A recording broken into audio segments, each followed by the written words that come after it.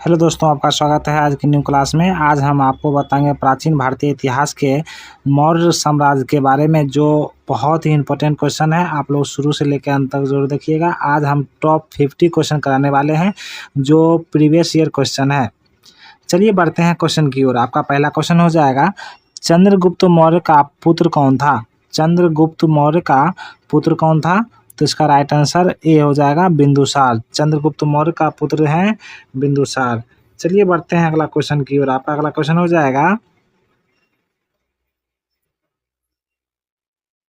प्रथम भारतीय साम्राज्य किसने स्थापित किया था? प्रथम भारतीय साम्राज्य किसने स्थापित किया था? तो इसका राइट आंसर बी हो जाएगा, चंद्रगुप्त मौर्य। दूसरा का बी हो जाएगा। चलिए बढ़ते हैं अगला क्वेश्चन की ओर। आपका अगला क्वेश्चन हो जाएगा, यूनानियों को भारत से बाहर किसने निकाला था? यूनानियों को भारत से बाहर किसने निकाला था? तो इसका राइट आंसर सी हो जाएगा, चंद्रगुप्त मौर्य। तीसरा का सी हो जाएगा।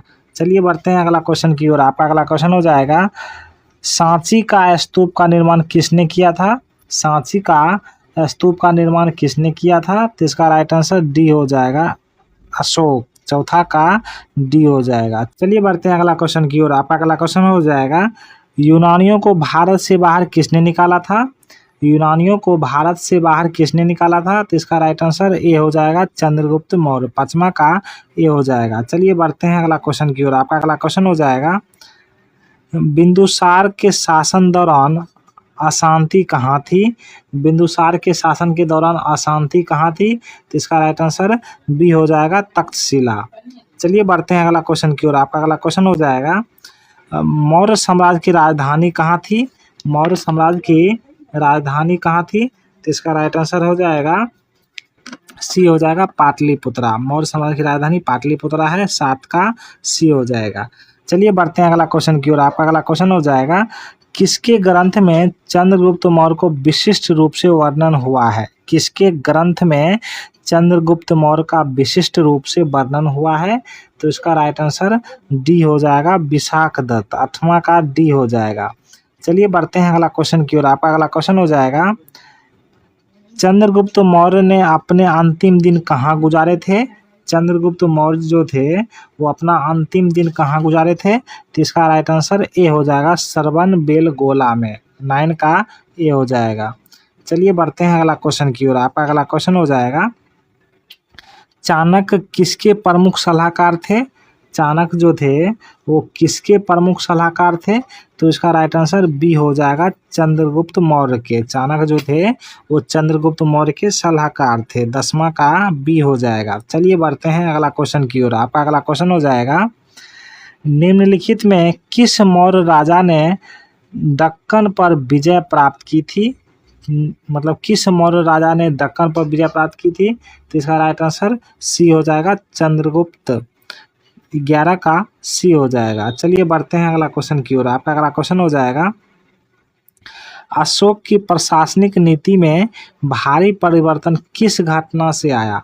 अशोक की प्रशासनिक नीति में भारी परिवर्तन किस घटना से आया? तो इसका राइट आंसर डी हो जाएगा, कलिंग।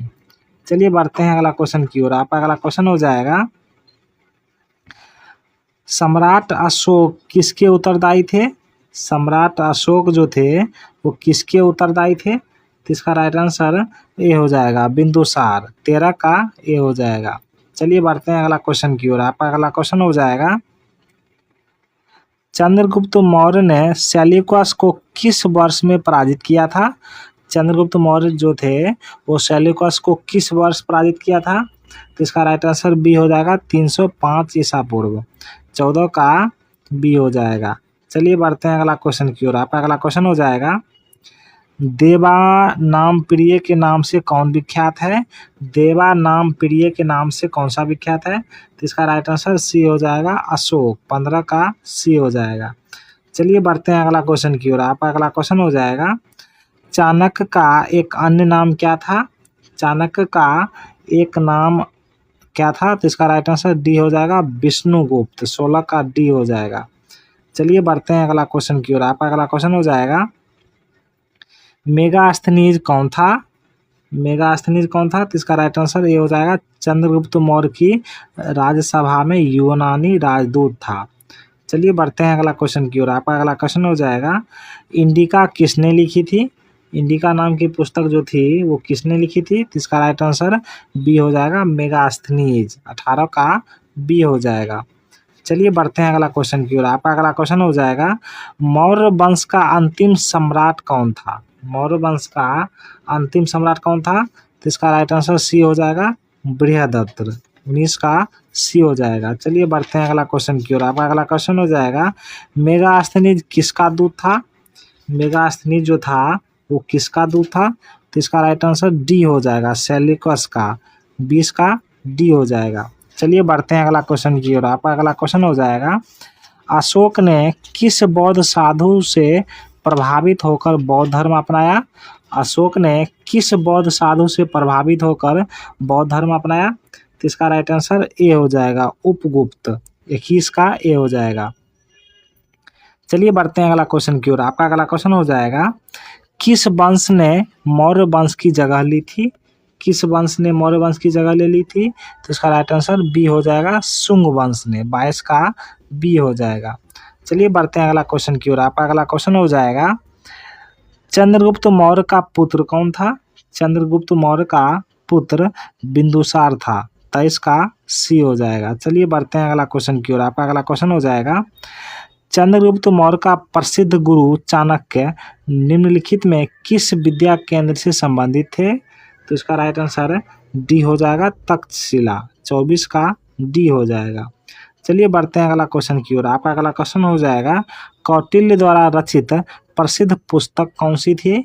मतलब कौटिल्य द्वारा रचित पुस्तक कौन थी? तो इसका राइट आंसर ए हो जाएगा अर्थशास्त्र।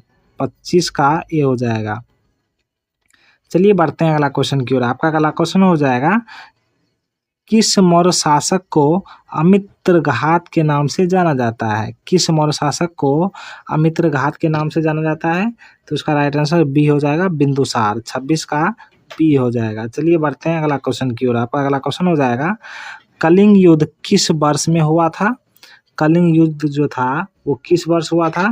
तो इसका राइट आंसर सी हो जाएगा 261 BC। 27 का सी हो जाएगा। चलिए बढ़ते हैं अगला क्वेश्चन की ओर। आपका अगला क्वेश्चन हो जाएगा अशोक के शिलालेख पर किस लिपि का प्रयोग किया गया था? अशोक के शिलालेख पर किस लिपि का प्रयोग किया गया था? तो इसका राइट आंसर डी हो जाएगा ब्राह्मणी। 28 का डी हो जाएगा। चलिए बढ़ते हैं अगला क्वेश्चन की ओर। आपका अगला क्वेश्चन हो जाएगा अपने शिलालेखों में अशोक सामान्यतः किस नाम से जाने जाते हैं? अपने शिलालेखों में अशोक सामान्यतः किस नाम से जाने जाते हैं? तो इसका राइट आंसर ए हो जाएगा प्रियदर्शी। 29 का ए हो जाएगा। चलिए बढ़ते हैं अगला क्वेश्चन की ओर। आपका अगला क्वेश्चन हो जाएगा मौर्य काल के दौरान शिक्षा का सबसे प्रसिद्ध केंद्र निम्न में कौन सा था? तो इसका राइट आंसर बी हो जाएगा तक्षशिला। 30 का बी हो जाएगा। चलिए बढ़ते हैं अगला क्वेश्चन की ओर। आपका अगला क्वेश्चन हो जाएगा बिंदुसार किसका पुत्र था? बिंदुसार जो था वो किसका पुत्र था? तो इसका राइट आंसर सी हो जाएगा चंद्रगुप्त मौर्य का। 31 का सी हो जाएगा। चलिए बढ़ते हैं अगला क्वेश्चन की ओर। आपका अगला क्वेश्चन हो जाएगा अशोक का धम्म नीति का मुख्य सिद्धांत क्या था? अशोक की धम्म नीति का मुख्य सिद्धांत क्या था? तो इसका राइट आंसर डी हो जाएगा स्वनियंत्रण। 32 का डी हो जाएगा। चलिए बढ़ते हैं अगला क्वेश्चन की ओर। आपका अगला क्वेश्चन हो जाएगा अशोक के अभिलेख को सर्वप्रथम किसने पढ़ा? अशोक के अभिलेख को सर्वप्रथम किसने पढ़ा था? तो इसका राइट आंसर ए हो जाएगा जेम्स प्रिसेम्प ने। चलिए बढ़ते हैं अगला क्वेश्चन की ओर। आपका अगला क्वेश्चन हो जाएगा निम्नलिखित में कौन सा अशोककालीन अभिलेख खरोष्टी लिपि में है? तो इसका राइट आंसर बी हो जाएगा सबास गढ़ी। 34 का बी हो जाएगा। चलिए बढ़ते हैं अगला क्वेश्चन की ओर। आपका अगला क्वेश्चन हो जाएगा निम्नलिखित में किस एक अभिलेख में अशोक के व्यक्तिगत नाम का उल्लेख मिलता है? तो इसका राइट आंसर सी हो जाएगा मास्की। 35 का सी हो जाएगा। चलिए बढ़ते हैं अगला क्वेश्चन की ओर। आपका अगला क्वेश्चन हो जाएगा किस अभिलेख में अशोक के स्वयं को मगध का सम्राट बताया? मतलब किस अभिलेख में अशोक ने अपने को मगध का सम्राट बताया, तो इसका राइट आंसर डी हो जाएगा भाभू स्तंभ। 36 का डी हो जाएगा। चलिए बढ़ते हैं अगला क्वेश्चन की ओर। आपका अगला क्वेश्चन हो जाएगा, अशोक के शिलालेख में प्रयुक्त भाषा कौन सी है? मतलब अशोक के शिलालेख में प्रयुक्त भाषा ये प्राकृत है। 37 का ये हो जाएगा। चलिए बढ़ते हैं अगला क्वेश्चन की ओर। आपका अगला क्वेश्चन हो जाएगा, मौर्य वंश के शासन के दौरान स्थानिक कौन था? मौर्य वंश के शासन के दौरान स्थानिक कौन था? तो इसका राइट आंसर बी हो जाएगा जिला प्रशासक। 38 का बी हो जाएगा। चलिए बढ़ते हैं अगला क्वेश्चन की ओर। आपका अगला क्वेश्चन हो जाएगा, यूनानी लेखक जस्टिस द्वारा किसे सेंड्रोकोटस कहा गया था? तो इसका राइट आंसर सी हो जाएगा चंद्रगुप्त मौर्य को। 39 का सी हो जाएगा। चलिए बढ़ते हैं अगला क्वेश्चन की ओर। आपका अगला क्वेश्चन हो जाएगा, कौटिल्य के अर्थशास्त्र में किस पहलू का प्रकाश डाला गया था? कौटिल्य के अर्थशास्त्र में किस पहलू पर प्रकाश डाला गया था? तो इसका राइट आंसर डी हो जाएगा राजनीतिक नीतियाँ। 40 का डी हो जाएगा। चलिए बढ़ते हैं अगला क्वेश्चन की ओर। आपका अगला क्वेश्चन हो जाएगा, किसके शासनकाल में डायमेकस भारत आया था? किसके शासनकाल में डायमेकस भारत आया था? तो इसका राइट आंसर ए हो जाएगा बिंदुसार। 41 का ए हो जाएगा। चलिए बढ़ते हैं अगला क्वेश्चन की ओर। आपका अगला क्वेश्चन हो जाएगा, निम्नलिखित में कौन सा सबसे पुराना राजवंश है? निम्नलिखित में कौन सा सबसे पुराना राजवंश है? तो इसका राइट आंसर बी हो जाएगा मौर्य वंश। 42 का बी हो जाएगा।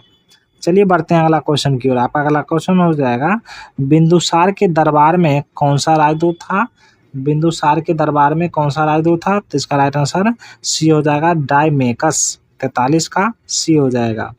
चलिए बढ़ते हैं अगला क्वेश्चन की ओर। आपका अगला क्वेश्चन हो जाएगा, मौर्य काल में निम्न में कौन सी मुद्रा प्रचलन में थी?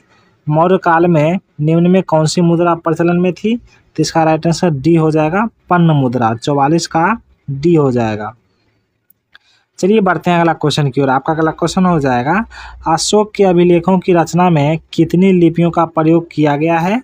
तो इसका राइट आंसर ये हो जाएगा 4 नीतियाँ। 45 का ये हो जाएगा।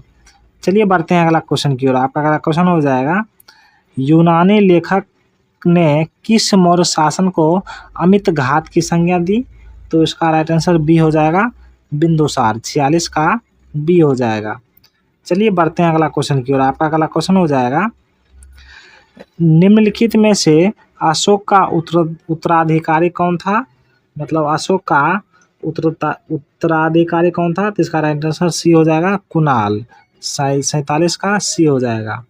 चलिए बढ़ते हैं अगला क्वेश्चन की ओर। आपका अगला क्वेश्चन हो जाएगा, वह शासक कौन था जिसने राज सिंहासन पर बैठने के लिए अपने बड़े पुत्र सुसीम की हत्या की थी? तो इसका राइट आंसर डी हो जाएगा अशोक। 48 का डी हो जाएगा। चलिए बढ़ते हैं अगला क्वेश्चन की ओर। आपका अगला क्वेश्चन हो जाएगा, निम्नलिखित में किस विदेशी यात्री ने भारत का दौरा सबसे पहले किया था? तो इसका राइट आंसर ये हो जाएगा मेगास्थनीज। 49 का ये हो जाएगा। चलिए बढ़ते हैं अगला क्वेश्चन की ओर। आपका अगला क्वेश्चन हो जाएगा, अशोक के शासनकाल में बौद्ध सभा किस नगर में आयोजित की गई थी? तो इसका राइट आंसर बी हो जाएगा पाटलिपुत्रा। 50 का बी हो जाएगा। चलिए बढ़ते हैं अगला क्वेश्चन की ओर। आपका अगला क्वेश्चन हो जाएगा, नंद वंश के पश्चात मगध पर किस राजवंश ने शासन किया? नंद वंश के पश्चात मगध पर किस राजवंश ने शासन किया? तो इसका राइट आंसर सी हो जाएगा मौर्य वंश। 51 का सी हो जाएगा। चलिए बढ़ते हैं अगला क्वेश्चन की ओर। आपका अगला क्वेश्चन हो जाएगा, आधुनिक देवनागरी लिपि पर प्राचीन रूप से कौन सा था? तो इसका राइट आंसर डी हो जाएगा ब्राह्मणी। 52 का डी हो जाएगा। चलिए बढ़ते हैं अगला क्वेश्चन की ओर। आपका अगला क्वेश्चन हो जाएगा, राजूक कौन था? राजूक जो थे वो कौन थे? तो इसका राइट आंसर ए हो जाएगा मौर्य शासन में अधिकारी थे। 53 का ए हो जाएगा। यदि आपको ये वीडियो अच्छा लगा हो तो प्लीज़ लाइक एंड सब्सक्राइब करें। चलिए मिलते हैं नेक्स्ट वीडियो में। धन्यवाद।